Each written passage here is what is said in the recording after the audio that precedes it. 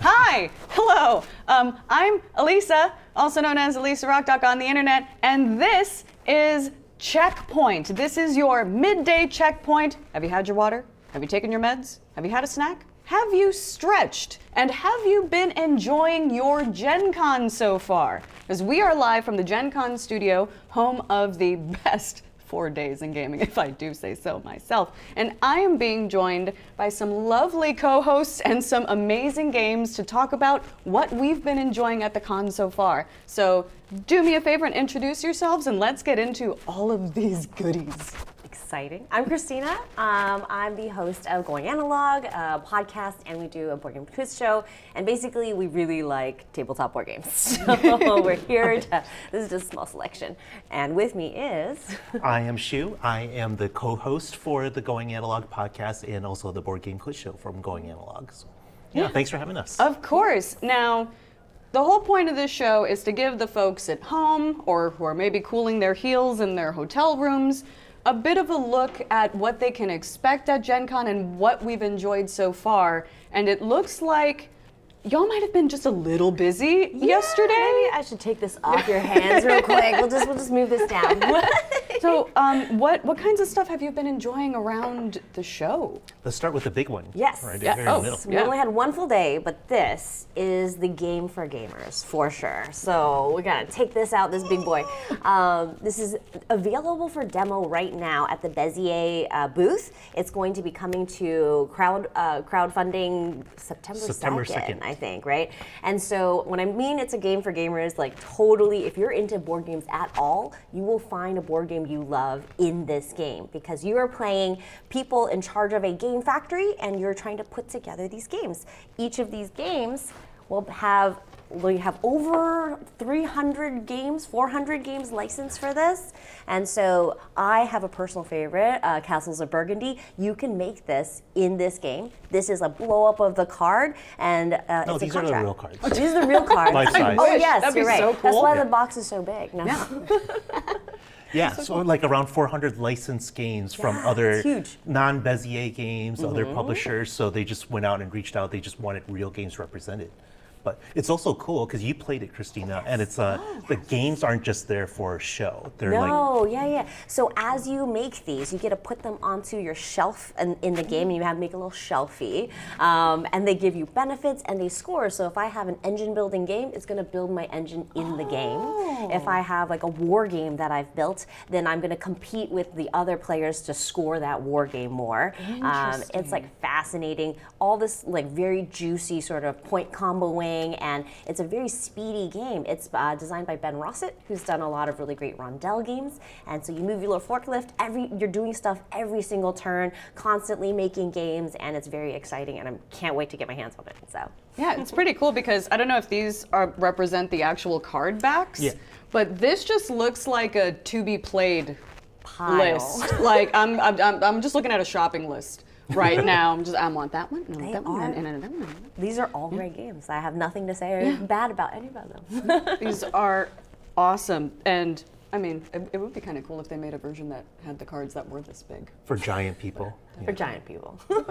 Wow, yeah, so that is really cool, and I love that it's like a collaboration between all of these different games kind of coming together under one roof, or one box, as it were. Really fun at the end too. You scan a little QR code and it will show you their rankings on Board Game Geek. Every single game that you have shelved, because the tie break, if you happen to tie, is which one's ranked highest. Who has the shelf with the highest ranked game, which is That's really cute. awesome. And it's really cool because you play this game and it could also be just a chance for people to either build their favorite game or maybe even discover their next favorite game. Exactly. It's really neat. Yeah, I think that's probably what the licensees are hoping for. They're like, oh, people are going to ask, what is this game? And they hope to learn about more. So, yeah. That's neat. Game makers. Game Go makers. check it out. Ooh. There you go. Little by little, Right. revealing. Working on this. You have something to feature too, right?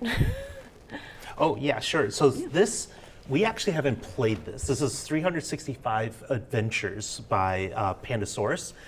So this caught our eye because I'm like, what is this thing? But again, we haven't played it. We don't know. But the idea is there's two of them. This one's called The Dungeon. There's another Cthulhu themed one. But you just play this by yourself. And if you look on the back, it's like one player. Playtime is 365 days. So which is a long time for a board game. I was gonna say, I feel like there have been some like Twilight Imperium games or like some such games that have maybe taken that long. Yeah, I think this one beats that. But the idea is it looks like a little calendar. You can see it right here in the front. But you advance your hero every day, one step, and then you do some kind of quest. So you roll the dice, you do adventure, and it just takes like a minute or two just to do your turn. And then you're done until the next day. So every day of the calendar year, you advance your hero, and then with a new month, new rules come out. And it's just like this solo game that you play. So again, we haven't played it, but it's just like such an interesting concept of like, yeah, it's like a daily calendar, but instead of a word of the day, it's like a little quest of the day. Roll some dice and just see what happens. Yeah, like I'm a sucker for an advent calendar, but those are usually only about 1 month long. Yeah. But this is, I love this idea for solo play and just kind of having, I don't know, just having like, make it part of your morning routine. Yeah, so you buy it now, and it's you get ready for January 1st, 2026. Oh, cool. Okay, so you have time to prepare. I like that. That is such a cool concept. Yeah, I love that Gen Con can provide things like that.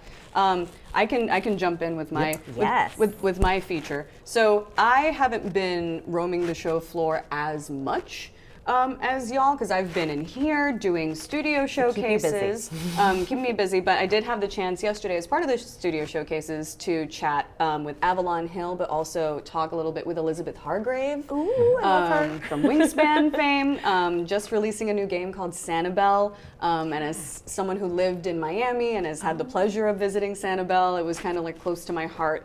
To see a game that's just nice and cozy, and it's about picking up seashells and putting them in your bag and just taking a walk along the beach, and that just sounds lovely. But other than that, the one thing I did get to do was go to my yearly paint and take pilgrimage and paint a mini. And this is this year's entry. I try to do it every year that I'm at Gen Con so that I can basically have a souvenir. Awesome. It's also, I don't know if how much experience y'all have painting minis. A little bit. I can I've paint painted rocks. like 2. He's okay at painting rocks. No. My rock game is great. Yeah, it's actually kind of like therapeutic to kind of sit there and just zoom in on something with a tiny brush for the better part of an hour. And I don't know. I don't necessarily have any games to play with her. I mean, I'll stick her on a storyboard. I don't care. But you did this in under an hour. Yeah, like about an hour. Like in my break between studio stuff, I was like, I need to run up there and paint my mini immediately. Cute. And it looks like she's been doing some light archaeology and gem hunting. Might have faced a light complication, but she ended up with her treasure in the end. Yes. I'm excited to take her home. So if you are interested in painting minis, it's actually a really cool thing. You can just sign up. You can pick all manner of different things, and they even have little minis from different IP. And they give you a seat. You're surrounded by paints and some of your closest friends, and it's actually really cool because then you're like, oh, do you have a blue over there? And you're kind of passing paint back and forth. And so it's a nice way of kind of developing community and practicing your painting skills. So. I'm amazed you could do this in an hour, because this would take me days to do this level of detail. I don't know if the cameras could pick it up, but yeah, this is crazy. Years of practice, literally the last 4 years of practice in terms of just trying to paint it just a little bit better each time. Just trying to get better every year. But yeah, so that's my little guy for now. And I have a couple of other things that I saw in the exhibit hall, but I do want to check out more of these awesome boxes. What attracts you? We'll discuss. Well, one thing that I did see in the exhibit hall that I thought was really cool was the idea of Lego as a concept. We're so familiar, but I don't think I've ever seen a Lego-based board game. Yeah, so there was, so this is brick like this. brick like this. Brick like and from officially licensed from Lego. Last year they released a game called Monkey Palace, which is, I saw that you know, too. really fun, Lego-based, more strategy, a little bit family weight strategy. But this is like straight up party game. So I have no idea how crazy this will get. But basically, you have a teammate, and then within a certain amount of time, you are trying to compete with other teams. You get a secret card. I'm trying to tell Shu builds this thing exactly the way I see it on the card, but he can't see the card. Ooh, interesting. So I had the pieces, and I had to figure out, like in my mind, how do I build what she's describing? Which I can see going wrong in many hilarious ways. But I'm excited to give it a try. So yeah, good con game, I think. So I was excited to pick this up at the Asmodee booth. Very cool. Yeah, and I saw Monkey Palace too, and it was this sort of beautiful Yeah. tree, kind of jungle kind of scape. It ends up really pretty. Whatever you build, no matter if you win or lose, it looks beautiful because you build it together. This huge monkey palace together. So yeah. And it's not unlike Mousetrap, which I remember when I was a kid, where the whole point was to kind of build the mousetrap as you go. I didn't internalize that rule. I just built the mousetrap, and then it was only maybe about a decade later when I there's like There a were whole rules. game. It wasn't a good game. So the whole point was to make the mousetrap. I get it. Yeah, It's yeah. definitely gimmicky. Yeah, but this doesn't look gimmicky. This is a gorgeous box. This is Roth. So this is from Chip Theory Games. It's just really pretty, isn't it? It's very eye-catchy. This is a really mean game. Oh. Yeah, so this is from Chip Theory Games. It's called Roth, designed by Manny Tremblay. So the idea is it's an area control game. So in the game, you're battling for territory, and then, but it's a very small map, and it's for people who really want to be mean to each other, who immediately want to be aggressive. Because you're in this tiny map, so it's sort of described like a knife fight in a phone booth, using a very old analogy. But basically, as soon as you appear on the map, you're almost like within a step or two away from all of your enemies. So everyone's like fighting over just a few pieces of territory because you want to control them.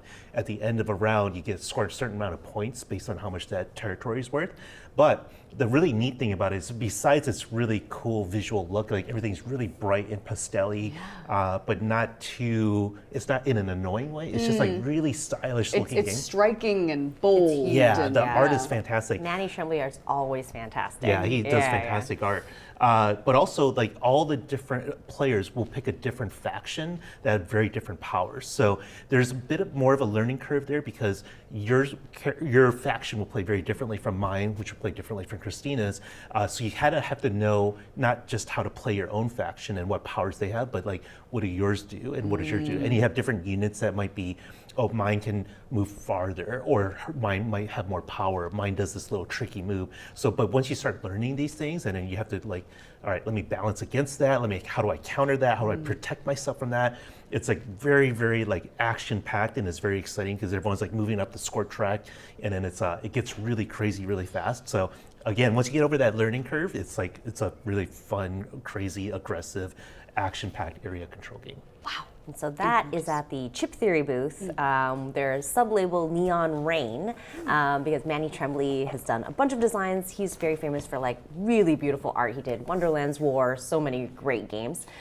If you go to Chip Theory booth right now, they have a great 2-for-1 deal. They have this super fun, quick game. It's like War on steroids, like a card game, right? It's called Fight 5.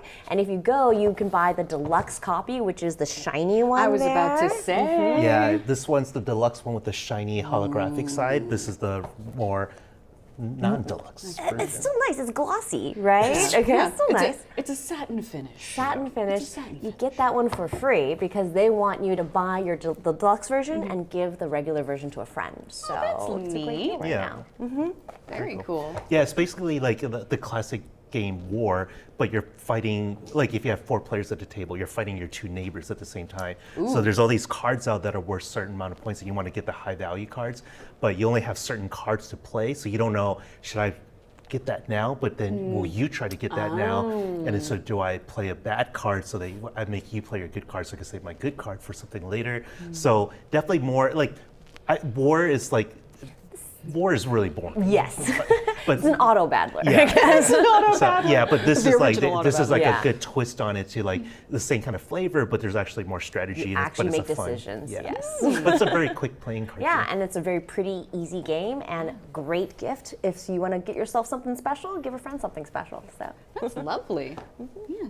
It sounds like there were some kind of like mean, literally mean games. But how about something a little kinder, a little gentler, a little? Oh, so this is my find for my niece. This is my nieces are like 6 and 8, and they are right now. Okay, so Wait, hold on. Spoiler alert. Are they watching? Is this going to be?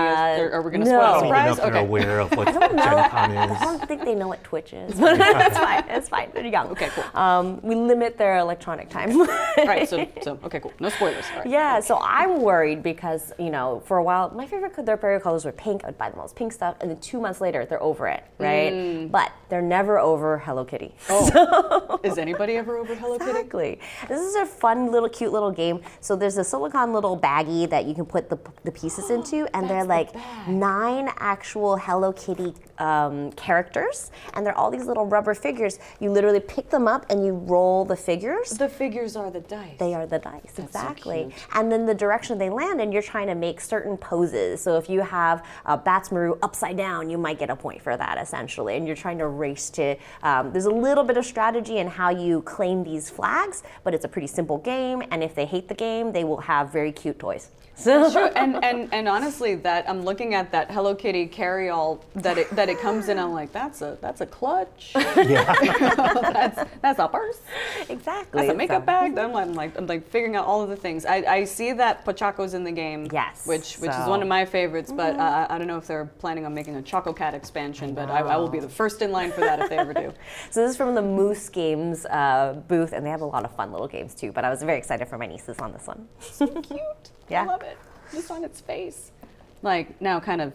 Are we going back in time over here? Back to 1450. Yes. Oh.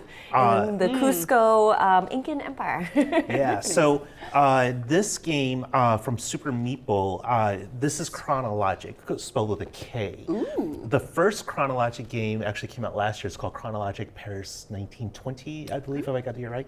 And it was about, imagine Clue, but 500 times better. It was one of my favorite games of last year. And then so you're solving different mysteries. They have different scenarios like who murdered the detective, or who is the Phantom of the Opera, meaning who is alone at all points in the night. So you track a series of characters. There's 6 characters that are wandering through the opera house at different points of the night, and you're getting little clues like, this person was here at this hour, but they have to always move one room over, so that you're taking notes on a sheet of paper, tracking it. More and more Super fun information puzzle. comes up, and then eventually you start to you want to be the first to solve whatever the mystery is. This is a sequel, Chronologic Cusco, Cusco? 14. What did I just say? 1450. 1450. 1450. Yeah. Approximately, yeah. So I was so excited. This is my most anticipated game of Gen Con Wow. because I love Chronologic Paris so much. I could not wait to get this one. We haven't had a chance to play yet, but it's the same system where again, every time you'll pick you'll pick a card and you'll pick another placard, and then the placard has little holes in it, and then so you'll put the two together and it'll reveal certain pieces of information that It's really I'll clever know. and simple. Yeah. It's so So good. I may know something that you might not know, and then you will know things that I don't know, and then the first people to solve the mystery will win. So yeah, my most anticipated game. I'm so excited to get home and play this one, the new sequel. And it looks like it's 1 to 4 players, so there's also a single player option on that. Yeah, one, these too. things you could play on your own. I haven't played the either one solo, so I'm not sure what that looks like exactly. But the normal game multiplayer is you're racing against somebody else. So I think it's probably just one of the things where you're judged on how fast you can go, and then they'll give you a score. Yeah, normally you just compete like if the 3 of us were playing. It's like who's the first one to solve this mystery, and then if like the last box, there's several scenarios you can pick from, so it doesn't feel samey each Oh, time. cool. Yeah. Look at that. I love a replayability moment.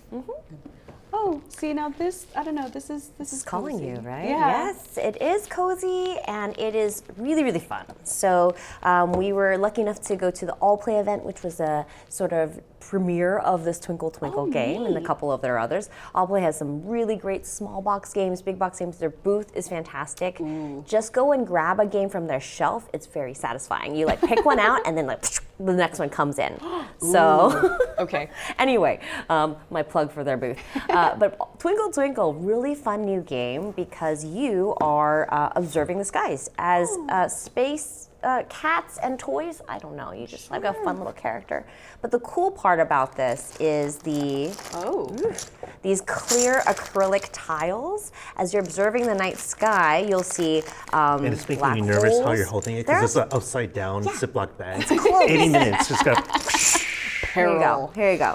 But there's black holes. You're linking stars together to make constellations. There's all these different scoring options, and the cool part, because they're clear, is that you can flip them either way to make it fit your design better. Essentially, very cozy. It is competitive, but it's not like cutthroat. Like I might be mad that you got the planet I wanted, but there's some other very good things to balance it. Because if I go too fast and get this really powerful, tile, then that means, I have to go later in the turn order next. So it's a really nice balance there, really fun, like pretty easy to learn game, and I think a lot of people will enjoy it. It's very beautiful too. So What I really like is like planets score a certain way, asteroids score a certain way, constellations score a certain way, but there's variance so that you can mix and match. Like, okay, now planets score a different way. So every time you play, you can mix it up a little bit, so it doesn't feel samey each time. So that's one thing I really like. Look at this bag. Oh.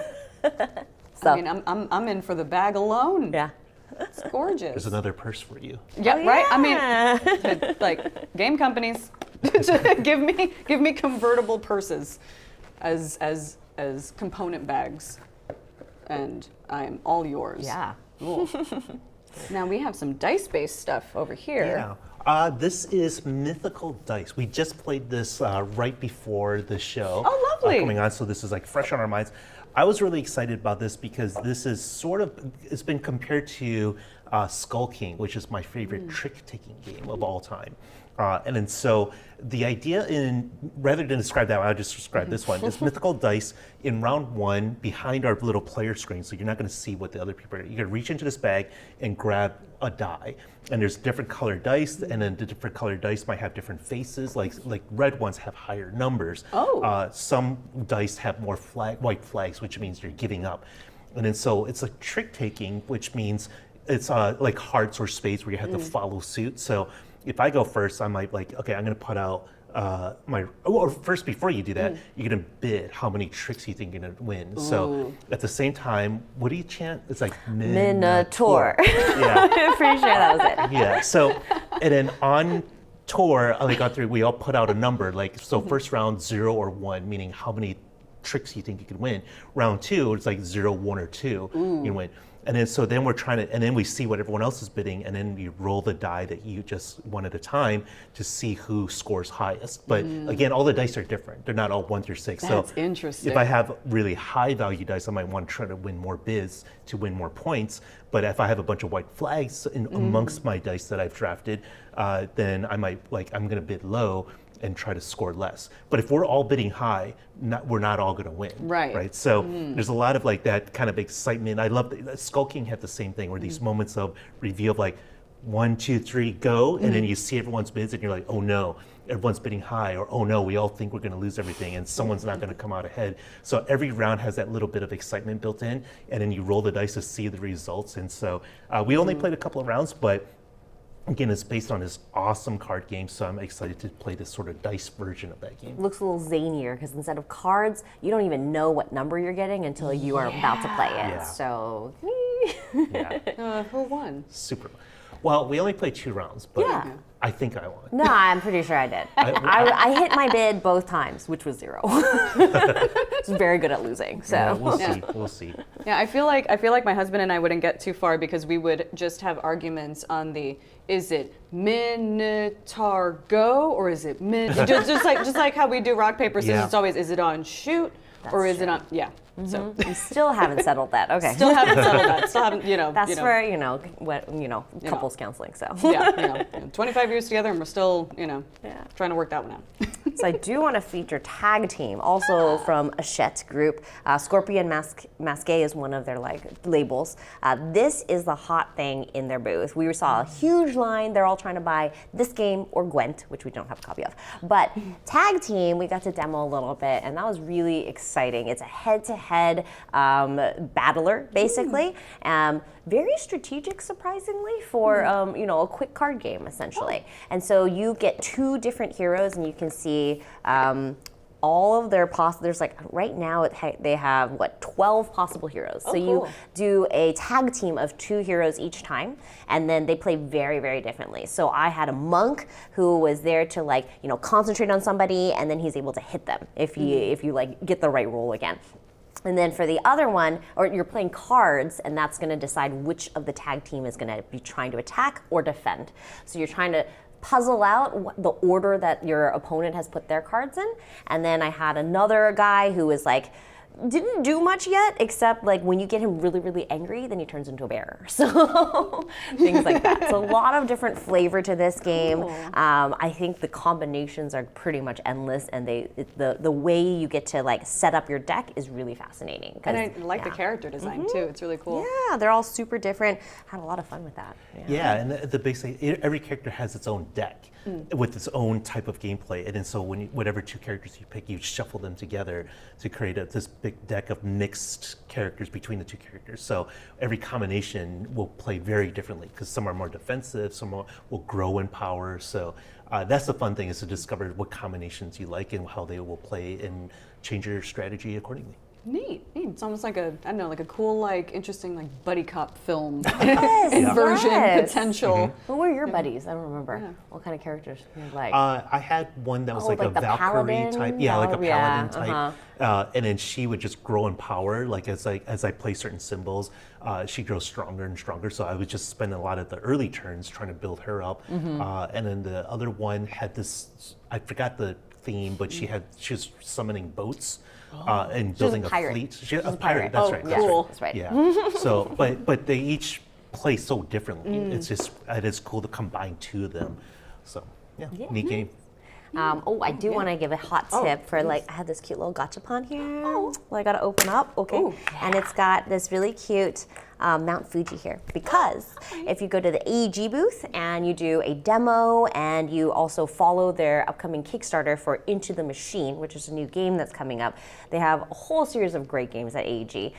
But if you do sign up, then they give you this special little coin that works for the gachapon machines. So they have a lot of meeples from some of their most popular games, but we really love Let's Go to Japan, which is a game that's available right now too. We actually did a whole series on when we took our Japanese trip to Japan last year.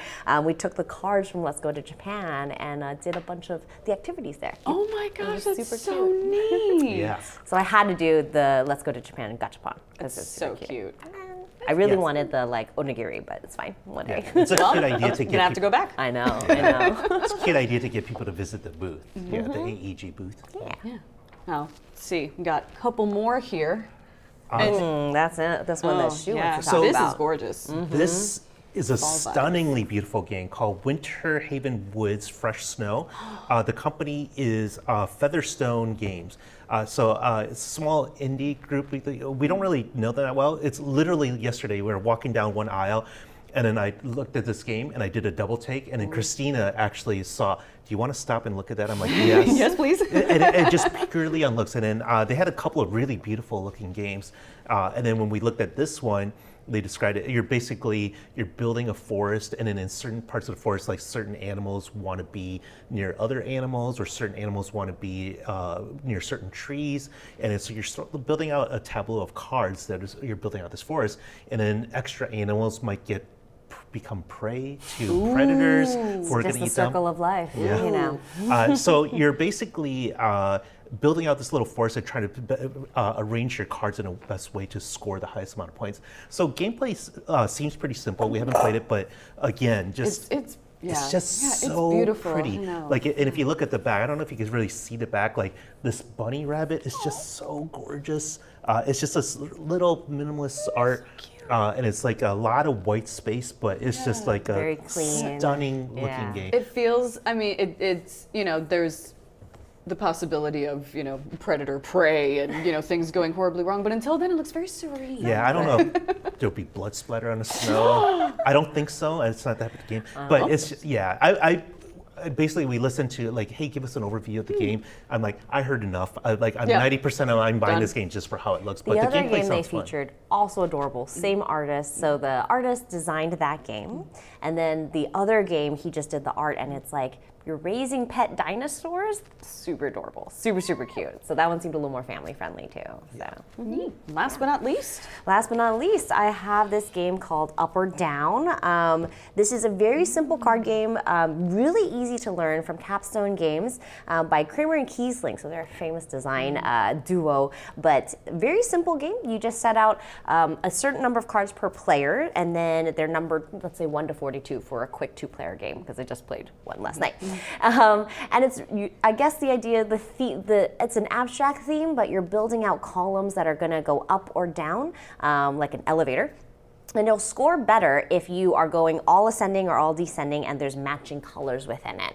So it sounds simple, but you have this center 6 cards in the middle that you're interacting with. So when you play a card, you have to put it between 2 cards numerically, and you must take one of the adjacent ones and play it. If you can't play it, then you have to collapse the whole thing, and you lose a bunch of points, basically. So very simple decision making, really easy to learn though. So you can play up to 6 players, and I think it won't add too much time to that. So it's a great little card game that we found from Capstone. So. that's neat. Now, this table is empty, but I gotta say that there are bags full of stuff that we could not get to today, but you are going to be showing off some stuff later on during Gen Con. Can you tell people right. where else people can find you? Saturday evening of Gen Con, we're going to do the wrap-up show with Royal Gaviola. So same place, same channel. If you tune in, we'll have more games to show. And it's an hour-long show, and we just basically talk about what are the best things. And then we'll have more time there to, it's a longer show, so we'll actually have time to play, maybe play a few rounds of a game. Like another game that we're going to preview there is Terrible question. but tear, Like you're tearing T-E-A-R. paper. Yes. So it's a silly game about tearing pieces of paper and kind of arranging it. So we'll talk more about some interesting and cool finds that we found at Gen Con during that show. And I believe it's 7 p.m. Eastern is when that will go live on this channel. Excellent. Yes. And last but not least, what are you looking forward to the most out of your Gen Con? Sleep. Yes. We don't come here to sleep, Shu. I be guess real. it's a Let's be real. post-Gen Con thing. Yeah. So we are really weirdly systematic, and we went to aisle 1000 yesterday. So we are continuing our quest to see all of the game booths possible. So. We did see a really cool dice game about like Indian dancing, and then like the different patterns. It's a colorful dice game. It's amazing. So we're gonna try to get a copy to show on the wrap-up show. That's when we both played it. We're like, this game is really cool. It's called RAAS, R-A-A-S, and so we're excited to show that on the wrap-up show. And then that's one of the games I'm looking forward to. Yeah, for sure. Nice. And I'm personally looking forward to seeing all the cosplay that's going to be coming through. I have been awarded some Gen Con Hall Cosplay Contest Award winning ribbons. So I'm going to be running around and hopefully brightening some people's day. I already saw some amazing Balatro cosplayers walking through the really? hall. Oh, nice. And I already gave a couple of ribbons, one of them to a big comfy couch cosplayer that was just head to toe, just chef's kiss. And also even like original characters. Like people are really bringing their artistry head to toe to Gen Con, and I'm looking forward to seeing that. The costume contest is tomorrow. I know. So I'm looking forward to watching that. And also tonight, I'm going to be running around and maybe getting a sneak peek at the stadium and seeing what's going on in there. But sleep. Yes. That sounds like a good idea. Yeah. And On that couch. yeah, That we found. yes, on the couch, yes. So I think y'all have a lot of exhibit hall to get through and a lot more true. bags to fill with stuff, and I have some ribbons to give out. And for all of you, that is your checkpoint to drink some water, take your meds, do a stretch, take a little disco nap, you know, if you need to. Take care of yourselves and each other. From all of us here at the Gen Con studio, this has been your checkpoint. I've been Elisa, but you've been awesome. All right, Claire. Oh, thank